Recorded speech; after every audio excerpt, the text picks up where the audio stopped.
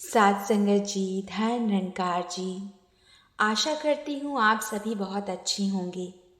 आप सभी का आपके अपने चैनल निर्गुण भक्ति सागर में बहुत बहुत स्वागत है। आज फिर एक नई साखी के साथ हाजिर हूँ मैं। चलिए आज की साखी सुनते हैं। जनाब, गुरूर किस बात का करना, जब पता है आज मिट्टी के ऊपर और कल मिट्टी के नीचे होना ही है। घमंड किसी का भी नहीं रहता। टूटने से पहले गुल्लक को भी यही लगता है कि सारे पैसे उसी के हैं। इसी पर आधारित एक बहुत प्यारी सी कहानी है। एक बार श्री कृष्ण जी द्वारिका में अपनी पत्नी रानी सत्यभामा के साथ विराजमान थे। उसी वक्त सत्यभामा ने व्यंग्य की हंसी हंसते हुए श्री कृष्ण से पूछा, आपने त्रेता युग में राम के रूप में अवतार लिया था और उस समय आपकी पत्नी सीता बनी थी। क्या वह मुझसे भी अधिक रूपवती थी? श्री कृष्ण सत्यभामा का प्रश्न सुनकर कुछ कहने ही वाले थे। तभी गरुड़ ने भी उनसे प्रश्न किया, प्रभु, क्या कोई इस संसार में है जो मुझसे भी तेज उड़ सकता हो? इसी बीच सुदर्शन चक्र ने भी पूछा, भगवान, मेरी ही वजह से आपने कितनी बार शत्रुओं का नाश किया, क्या मुझसे भी शक्तिशाली कोई है? तीनों के प्रश्न को सुनकर भगवान श्री कृष्ण जान गए थे कि इन तीनों को अहंकार हो गया है और इस अहंकार से उनकी मुक्ति आवश्यक है। तभी श्री कृष्ण को एक युक्ति सूझी। उन्होंने गरुड़ से कहा कि तुम हनुमान के पास जाओ और कहना कि भगवान राम और माता सीता उनकी प्रतीक्षा कर रहे हैं।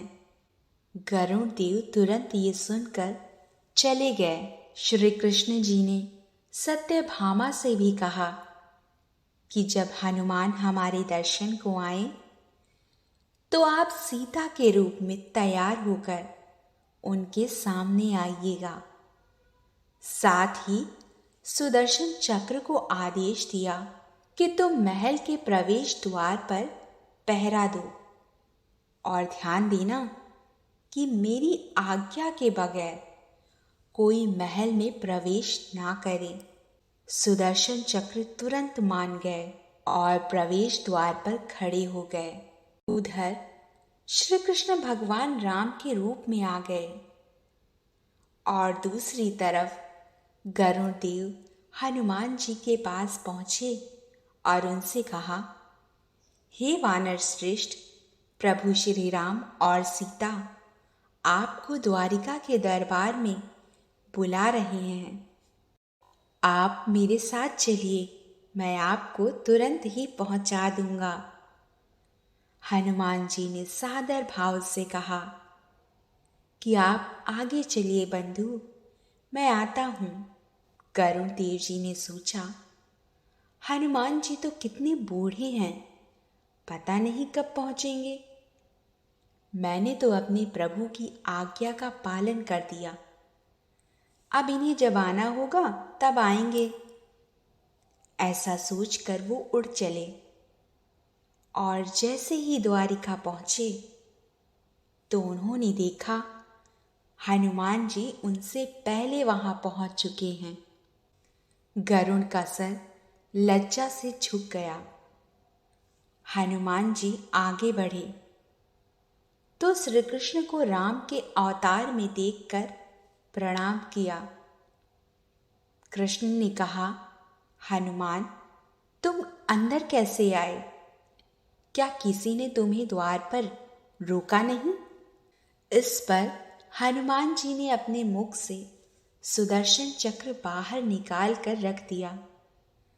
हनुमान जी ने कहा, प्रभु, आपसे मिलने से मुझे भला कौन रोक सकता है। चक्र ने थोड़ा प्रयास किया था, इसलिए मैंने इसे मुंह में दबा लिया। भगवान मुस्कुराने लगे। सत्यभामा अभी भी सीता जी के रूप में हनुमान जी के सामने बैठी थी। हनुमान जी ने तुरंत श्री कृष्ण से कहा, हे प्रभु, आपको तो मैं पहचानता हूँ। आप श्री कृष्ण हैं और मेरे प्रभु श्री राम भी। लेकिन माता सीता के स्थान पर आपने किस दासी को इतना सम्मान दे दिया कि वो आपके साथ सिंहासन पर विराजमान है। इतना सुनते ही सत्यभामा की आंखें भर आईं और उनका घमंड चूर चूर हो गया। साथ ही सुदर्शन और गरुड़ भी लज्जित हो गए और उन्हें समझ में आ गया कि वो घमंड में अंधे हो गए थे, जिसका टूटना आवश्यक था। वो तीनों प्रभु की लीला को समझ गए। साध संगत जी, कहने का भाव, प्रभु अहंकार तोड़ने में देर नहीं करते। घमंड किसी का नहीं रहता। किसी ने क्या खूब कहा है, अहंकार मत पालिए जनाब। वक्त के समंदर में कई सिकंदर डूब गए हैं। घमंड ना करना। जिंदगी में तकदीर बदलती रहती है। शीशा वही रहता है, पर तस्वीर बदलती रहती है। साथ संगत जी, साखी अच्छी लगी हो तो लाइक कर दें और चैनल पर नए हैं तो चैनल को सब्सक्राइब करके बगल में दिए हुए बेल आइकन को प्रेस कर दें, ताकि मैं आपके लिए फिर से नई नई साखियाँ ला सकूं। गुरु प्यारी साथ संगत जी, बड़े प्रेम और सत्कार से बोलिए धन्यकार जी।